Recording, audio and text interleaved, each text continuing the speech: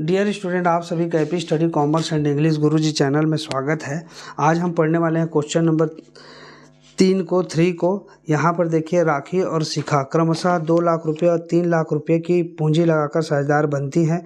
वर्ष की समाप्ति 2014-15 पर लाभ 23,000 रुपये होता है।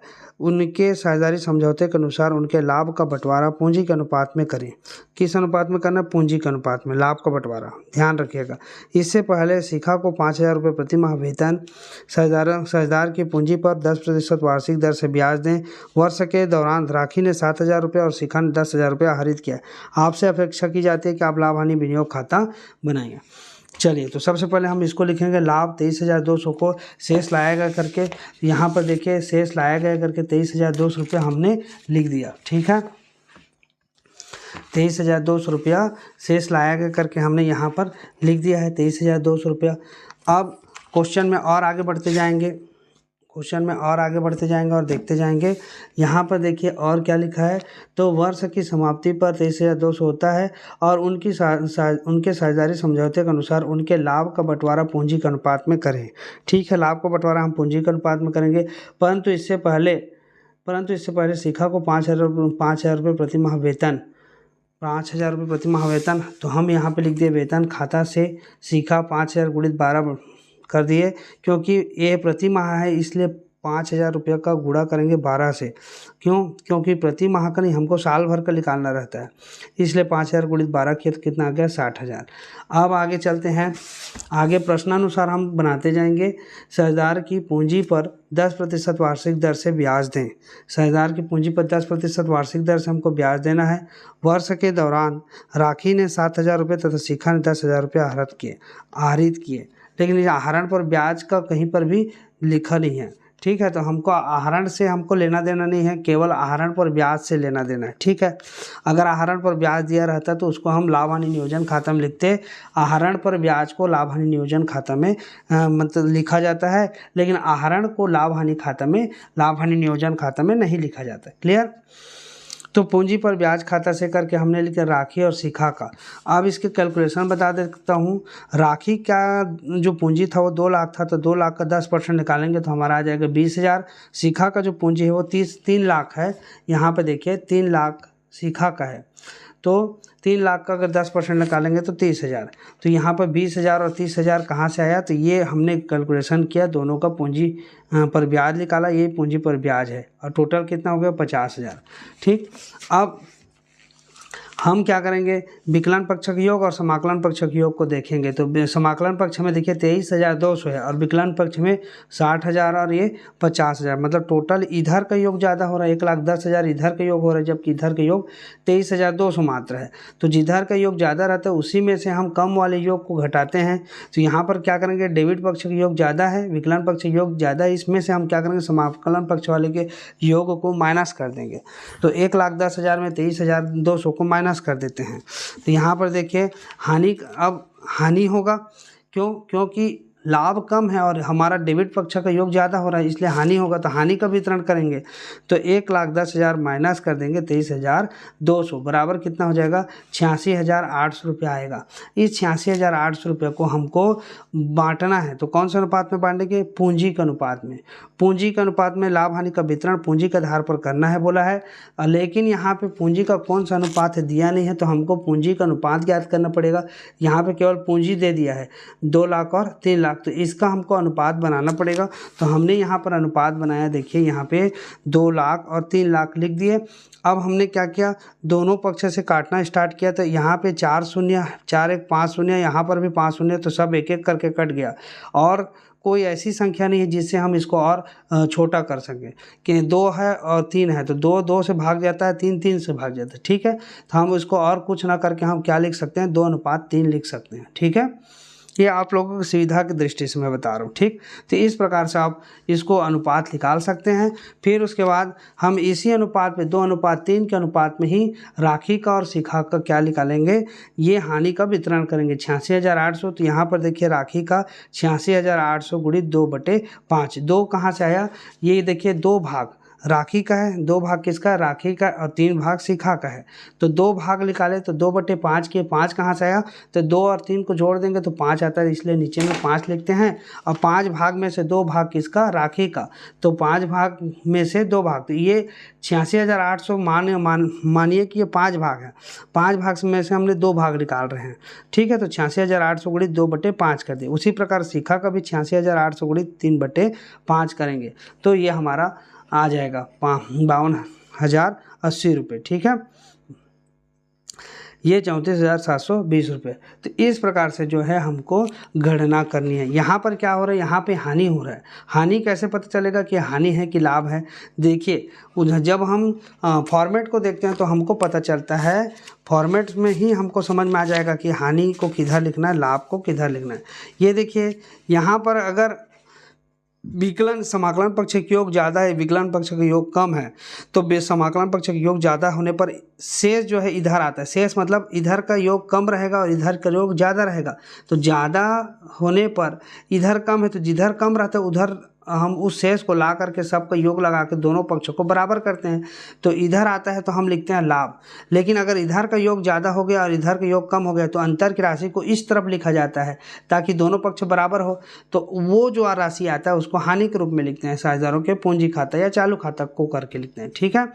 तो उसी चीज़ को हमने यहाँ पर किया। ये प्रश्न में जो आप देख रहे हैं यहाँ पे तो हानि करके लिख दे साझेदारों के पूंजी खाता से राखी का और शिखा का। देखिए 34,720 और 52,080 रुपये, ठीक है। इन दोनों का योग कितना हो गया, 86,800। और इस प्रकार से जो है ये क्वेश्चन जो है सॉल्व होगा। ये देखिए आप स्क्रीनशॉट भी ले सकते हैं या फिर आप इस प्रकार से आप नोट्स भी कर सकते हैं वीडियो को पॉज करके। तो समझ गए होंगे इसको कि क्वेश्चन नंबर 3 कैसे बनेगा। अब हम चलते हैं क्वेश्चन नंबर 4 की ओर और समझते हैं कि क्वेश्चन नंबर 4 कैसे बनाना है हमको, ठीक है। तो यहाँ पर देखिए महेश और रमेश 5:3 के अनुपात में लाभ हानि बांटते हैं। उनकी पूंजी क्रमशः 3 लाख रुपये और 2 लाख रुपये थी। यहाँ पर देखिए अनुपात भी दिया है, लेकिन पहले वाले क्वेश्चन में अनुपात नहीं दिया था, तो हमको इसी में से हमको अनुपात भी ज्ञात करना था, ठीक है। इस चीज़ों को विशेष ध्यान रखिएगा। फिर महेश और रमेश 5:3 के अनुपात में लाभ हानि बांटते हैं। उनकी पूंजी क्रमशः 3 लाख रुपये और 2 लाख रुपये थी। साझेदारी संलेख में यह व्यवस्था था कि पूंजी पर 12% प्रतिवर्ष की दर से ब्याज दिया जाएगा। रमेश को शुद्ध लाभ पर 5% कमीशन दिया जाएगा और वर्ष का शुद्ध लाभ 1,23,000 था। लाभ हानि नियोजन खाता बनाइए। तो यहाँ पर हमारा शुद्ध लाभ दिया हुआ है, कितना दिया है, 1,23,000 रुपये। तो 1,23,000 का हमको रमेश को शुद्ध लाभ का 5%, तो ये शुद्ध लाभ ये दिया है, इसका 5% हम निकाल लेंगे, ठीक है। और पूंजी पर ब्याज बोल रहा है तो पूंजी हमारा ये है 3 लाख का 12% और 2 लाख का 12% हम निकाल लेंगे, ठीक है। और जब लाभ हानि होगा तो उसको हम 5:3 के अनुपात में बांटेंगे। बस इन 3 चीज़ों को लेकर के हमको हमारा चौथा नंबर का क्वेश्चन बनेगा। चलिए तो इसको भी देख लेते हैं कैसे बनने वाला है। तो सबसे पहले हम क्या लिखेंगे, लाभ हानि नियोजन खाता का फॉर्मेट तैयार करेंगे और लिखेंगे शेष लाया गया।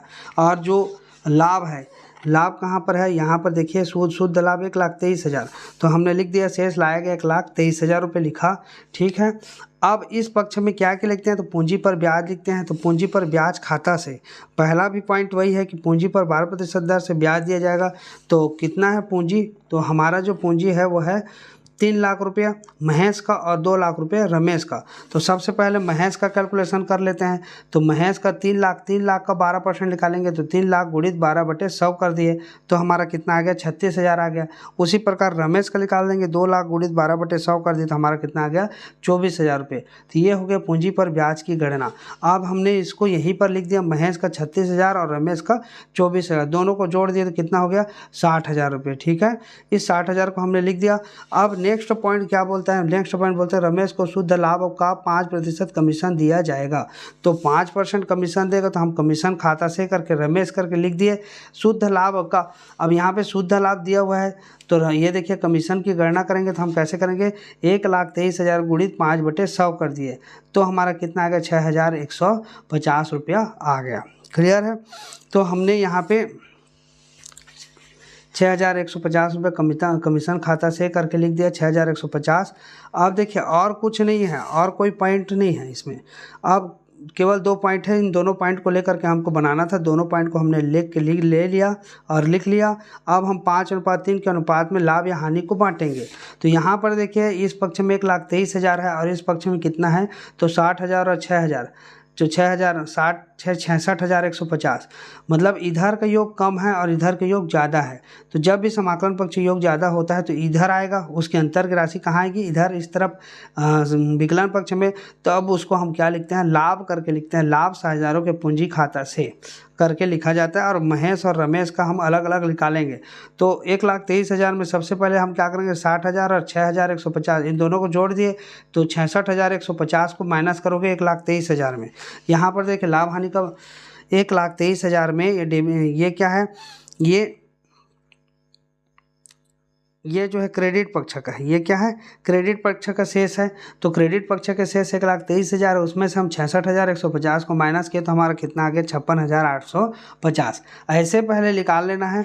और यहाँ पर हमको क्या करना है, यहाँ पे दोनों का लिख करके यहाँ पे डाटा को बाद में निकालेंगे। सबसे पहले हम क्या कर देंगे 56,850 ऐसा लिख देंगे। अब हम क्या करेंगे, लाभ हानि का वितरण करेंगे। तो ये 56,800 कितना आया है 50। तो इस 56,850 को बांटना है। तो कैसे बांटेंगे, तो लाभ का वितरण यहाँ पर दिया हुआ है प्रश्न में, चौथा नंबर में 5:3 के अनुपात में लाभ हानि बांटते हैं। तो यहाँ पर देखिए 5:3 है तो महेश का करके लिख देंगे 56,850 गुणित 5/8। अब इसको आप काटेंगे तो देखिए ये पॉइंट में आ रहा है 0.25, तो इसको आप गुणा डायरेक्ट कर लीजिए तो ये आ गया 35,531.25। अब 25 है तो इसको आप ना लिख करके इसको क्या लिख सकते हैं 35,531 डायरेक्ट लिख दीजिए राउंड फिगर में। अगर भाई 50 पैसा से ज़्यादा रहता तो अब हम उसको 1 रुपया मानते, यहाँ पे 31 है वो 32 हो जाता अगर 50 पैसा से एक्स्ट्रा रहता तो हम यहाँ पे क्या लेंगे, केवल इसी फिगर को लेंगे 35,531 को। दूसरा है रमेश का भी निकालेंगे तो 56,850 गुणित 3/8। अब यहाँ पर भी हमने काटा है तो यहाँ पर कितना आ गया कैलकुलेशन में 21,318 रुपये 75 पैसे।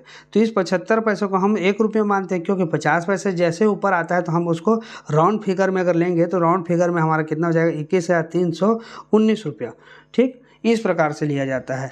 तो ये हमने यहाँ पर ये चीज़ों को अप्लाई किया है। यहाँ पे देखिए 35,531 और 21,319 रुपये, ये दोनों को जोड़े तो हमारा कितना हो गया, ये हो गया 56,850 रुपये। क्लियर। तो इस प्रकार से आपको इन प्रश्नों को सॉल्व करना है। ये देख सकते हैं इस प्रकार से बनेगा, स्क्रीनशॉट ले सकते हैं। और यहाँ पर एक कैलकुलेशन है, इसका भी आप स्क्रीनशॉट ले सकते हैं। इस प्रकार से कैलकुलेशन भी आपको लिखते जाना है, तब तो आपको समझ में आएगा कि कहाँ पर क्या क्या चीज़ों का गणना करना है और किन चीज़ों का गणना किस प्रकार से करते हैं। ठीक, तो ये कौन कौन सा क्वेश्चन हो गया, तीसरा और चौथे नंबर का क्वेश्चन हो गया। अब हम चलेंगे चौथे के बाद पाँचवें के नंबर की क्वेश्चन की ओर। पाँचवा नंबर का प्रश्न क्या बोलता है, तो पाँचवा नंबर का प्रश्न कहता है, यहाँ पे देख लीजिए, ये कहता है कि ए और बी क्रमशः 3:2 के अनुपात में जो है क्रमशः 40,000 रुपये और 30,000 रुपये की पूंजी के साथ एक फर्म में साझेदार हैं। मतलब ए का 3 और 2 बी का 2 अनुपात जो होगा, ए का 3 और बी का 2, और इनका पूंजी भी उसी प्रकार है, ए का 40,000 बी का 30,000 रुपये। ठीक है। साझेदारी फर्म में साझेदार पूंजी पर 5% वार्षिक दर से ब्याज देने की सहमति हुई। तो 5% की दर से ब्याज देंगे। बी को 3,000 रुपये वार्षिक वेतन देने का ठहराव हुआ। मतलब बी को 3,000 रुपये वार्षिक शब्द लिखा है, मतलब हमको 12 से गुणा नहीं करना पड़ेगा, डायरेक्ट 3,000 लिख देंगे। ठीक है। बी ने यह वेतन वर्ष 2013 में आहरित नहीं किया है।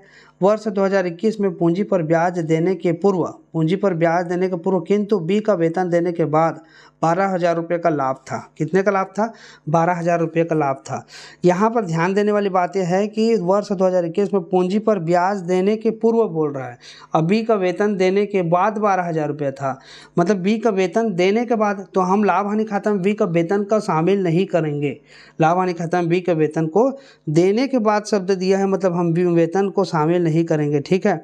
वेतन दिया उसके बाद लाभ है, तो उसके बाद लाभ है तो उसके आगे का हम बनाएंगे, ना कि पीछे का।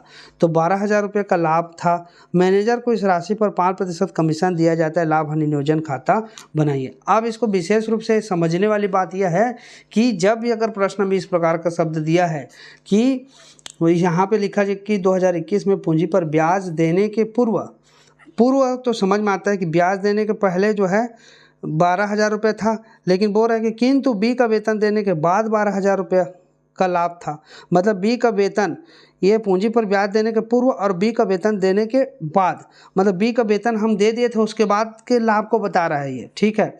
तो हम बी का वेतन को लाभ हानि खाता में शामिल नहीं करेंगे। क्लियर है। और मैनेजर को इस राशि 5% कमीशन दिया जाए तो कमीशन की गणना हमको करनी है। चलिए इसको कैसे बनाना है हमको देख लेते हैं। यहाँ पे देखिए पूंजी पर ब्याज की गणना, तो पूंजी पर ब्याज खाता से करके लिख देंगे। सबसे पहले हम यहाँ पे लिखते हैं शेष लाया गया लाभ कितना, 12,000 रुपये जो लिखा है वो। अब हमको क्या करना है, पूंजी पर ब्याज खाता से ए और बी की पूंजी कितनी है, तो प्रश्न में हमने यहाँ पे देखा 40,000 और 30,000, ए की पूंजी 40,000। तो यहाँ पर पूंजी पर ब्याज की गणना करेंगे तो ए बराबर 40,000 गुणित 5/100। अब 0 काट दीजिए, 4 5 6 20 2,000 रुपये हो गया। उसी प्रकार 30,000 का भी करेंगे तो 5% के हिसाब से बोल रहे हैं तो 30,000 का 5% होता है 1,500 रुपया। तो यहाँ पर हमने देखिए ये 2,000 और 1,500 दोनों को मिला दिए तो कितना हो गया, 3,500 रुपया हो गया। अब वेतन वाली बात आई तो वेतन देने के बाद ये लाभ था, तो वेतन देने के बाद जब लाभ था तो इस वेतन को हम इस क्वेश्चन के अंदर जो ये लाभ हानि नियोजन खाता है उसमें बिल्कुल भी शामिल नहीं करेंगे। ठीक है। अब हमको निकालना क्या है, कमीशन खाता से। कमीशन निकालना, मैनेजर को जो कमीशन दी तो मैं कमीशन खाता से करके लिख दीजिएगा, मैनेजर को करके। और कमीशन की गणना देखिए हमको कहाँ पर करना है, तो उस लाभ में से करना है। कमीशन की गणना किस में से करनी है, लाभ में से। यहाँ पे प्रश्न में जैसा दिया रहेगा उसी के हिसाब से मैनेजर को इस राशि पर 5% दिया जाए। कौन सी राशि पर, तो यहाँ पर पूरा पढ़ना पड़ेगा कि वर्ष 2021 में पूंजी पर ब्याज देने के पूर्व किंतु बी का वेतन देने के बाद लाभ 12,000 रुपये था। मैनेजर को इस राशि पर, मतलब इस 12,000 रुपये की राशि पर 5% कमीशन दिया जाता है। तो 12,000 की राशि पर हम 5% कमीशन निकालेंगे। देखिए तो 12,000 गुणित 5/100 कर दिए तो 0 कर 12 5 6 60 और 1 शून्य तो 1 शून्य लगा दी, मतलब कितना हो गया 600 रुपया। तो हमने यहाँ पे लिख दिया कमीशन खाता से करके 600 रुपये लिख दिया। ठीक है। अब आगे और कोई चीज़ नहीं है और कोई विवरण नहीं है, तो हम इन दोनों को क्या कर दिए, ऐड कर दिए, जोड़ दिए, मतलब 3,500 और 600 कितना हो गया 4100, 4,100। और इधर कितना है 12,000।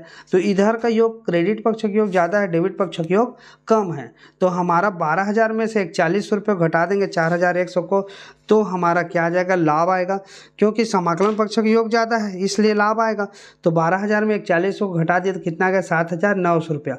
अब इस 7,900 को हमको बांटना है, 7,900 को बांटना है। तो एक का देखिए 7,900 गुणित 3/5, ये 3 कहाँ से आया, तो ये प्रश्न में दिया है। देखिए प्रश्न में दिया है 3:2 के अनुपात में, 3:2 के अनुपात में है। ठीक है। तो 3:2 के अनुपात में हमको बांटना है। तो यहाँ पे देखिए 3/5 कर देंगे, क्योंकि 3:2 को अगर हम लेंगे तो 3 ये क्या फॉर्म में आएगा 3/5 और ये होगा 2/5। तो ये 3/5, तो हमने ए का 3/5 निकाल लिया तो 4,740। और बी का 2/5 कर देंगे तो कितना आ गया 3,160। 7,900 गुणित 2/5, अब इसको काटेंगे तो 1,580 आ रहा है। ठीक है। हाँ, 5 एकम 5 और 5 बचे 25 और फिर 5 अट्ठे 40 और 0। ठीक। तो इस प्रकार से आपका बनेगा। ये आप समझ गए होंगे कि किस प्रकार से हमको लाभ का वितरण करना है, लाभ हो या हानि। क्लियर है। ये क्वेश्चन बनेगा, आप चाहें तो इसका स्क्रीनशॉट ले लीजिए, इस प्रकार से होगा। और ये है पूंजी पर ब्याज की गणना, मैनेजर कमीशन की गणना, लाभ हानि का वितरण।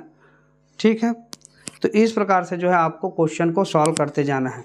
तो आज के वीडियो में बस इतना ही रखते हैं। नेक्स्ट वीडियो में हम इसके आगे के प्रश्नों को सॉल्व करेंगे।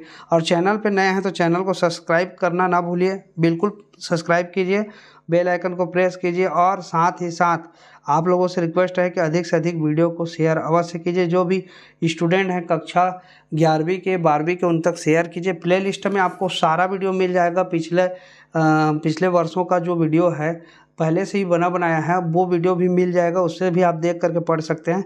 और नया वीडियो तो लगातार आप लोगों के लिए अपलोड होता ही रहेगा। तो आज के लिए बस इतना ही। वीडियो को देखने के लिए आप सभी का बहुत बहुत धन्यवाद।